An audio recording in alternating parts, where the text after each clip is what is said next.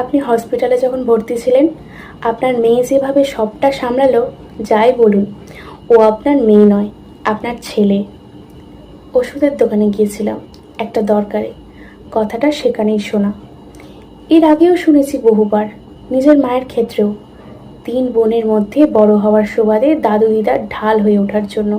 ওই যে, তোর মামার কি দরকার, তোর মাই তো তোর দাদুর ছেলে। ছেলেবেলায় একবার এক পাড়ার ঠাকুমার কথায় রেগে গিয়ে বেশ মনে আছে, বাড়িতে বকা খেয়েছিলাম। সেই মহিলা বলেছিলেন, মেয়েরা পরের ধন, আমাদের কোনো বাড়ি হয় না। অবাক হয়ে প্রশ্ন করেছিলাম, কেন? মা যে বলে সবার তো একটা বাড়ি, আর মায়েদের 2টো বাড়ি।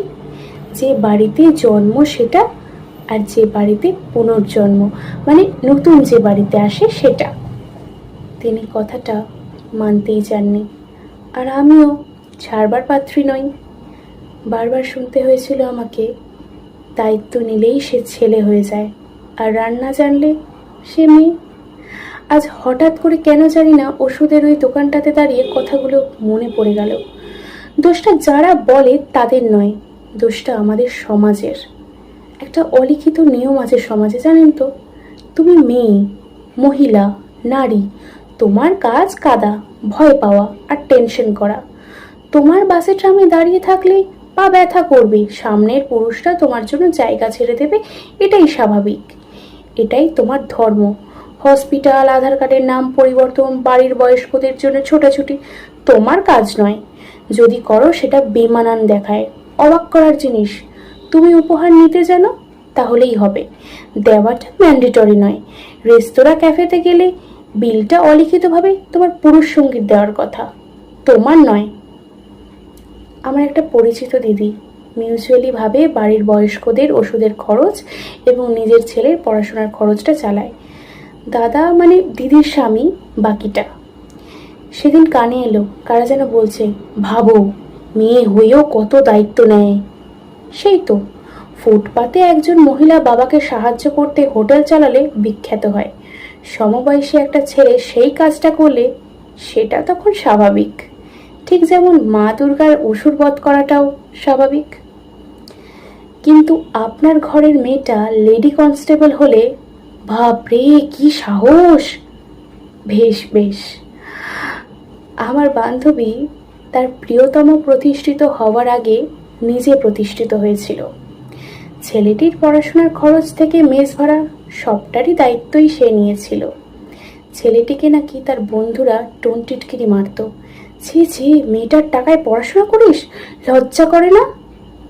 না করে না, কেন করবে বলুন তো? ও হ্যাঁ, মনে পড়েছে, সেই একই কাজই যদি ছেলেটা করতো, মানে মেয়েটার জন্য, তাহলে বড় স্বাভাবিক লাগতো, তাই না? ব্যাপারটা কলকাতাকে অনেকটা লন্ডন বানানোর মতো, মানে তুমি উন্নতি করো, আধুনিক হও, তুমি অমুকের মতো হবে, এটাই প্রশংসা। কেউ বলল না কলকাতা লন্ডন আমেরিকা কিচ্ছু নয়, কলকাতা সারা পৃথিবীতে একটাই ওয়ান অ্যান্ড অনলি কলকাতা হবে। কেন বলুন তো? কেউ ভালো কিছু করলেই তাদের সর্বদা কেন অমুকের মতো তমুকের মতো হতে হবে, নিজের মতো কেন নয়? দায়িত্ব নেওয়ার কোনো লিঙ্গ হয় না। দায়িত্ব নিতে সাহস লাগে, শক্ত 2টো কাঁধ লাগে। রাতের বেলায় আমি কি করে সবটা সামলাবো, আমার দ্বারা হবে তো, ভয় করছে বলে প্যানিক অ্যাটাকের শিকার হয়ে পরদিন আমি পারবো, আমাকে পারতেই হবে, এই মানসিকতাটা লাগে। একা সবাই সবটা পারে না। খোঁজ নিয়ে দেখুন, দিনের শেষে সবাই একটা মানুষ চায় সাহস দেওয়ার জন্য, সে যে কোনো রূপে লিঙ্গে নির্বিশেষে। যে ছেলেটা রোজ তার পঙ্গু মায়ের রান্না করে কর্পোরেট জগতে পা রাখছে, সে ছেলেই থাকছে, বাবা মায়ের মেয়ে নয়। আর যে মেয়েটা সংসারটাকে শক্ত করে ধরে রেখেছে তিস্তা নদীর সেতুর মতন, সেও মেয়েই থাকছে, ছেলে নয়। সন্তানের কোনো লিঙ্গ হয় না।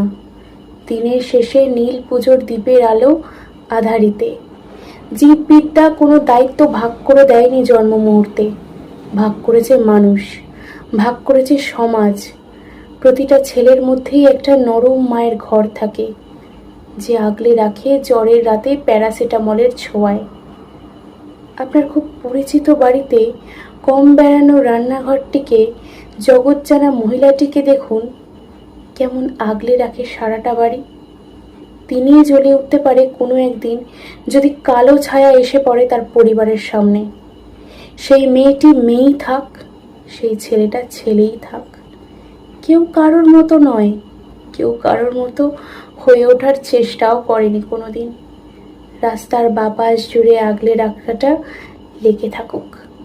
বিপদে পৃথিবীও দেখুক আপনজনের জন্য নিজেকেও কতটা অতিক্রম করতে পারে একজন মানুষ। টেনশনের রাতে ঘুম পাড়ানি হয়ে ঘুম দিয়ে যাক কাছের মানুষ। দায়িত্ব নেওয়া মানেই মেয়েটা ছেলে নয়, আর রান্না জানা মানেই ছেলেটা মেয়ে নয়, কোনো লিঙ্গ নয়। দায়িত্ব ভাগ করে নিক সবাই। ভালো থেকো পাড়া, ভালো থেকো মহল্লা, সবাইকে সাথে নিয়ে।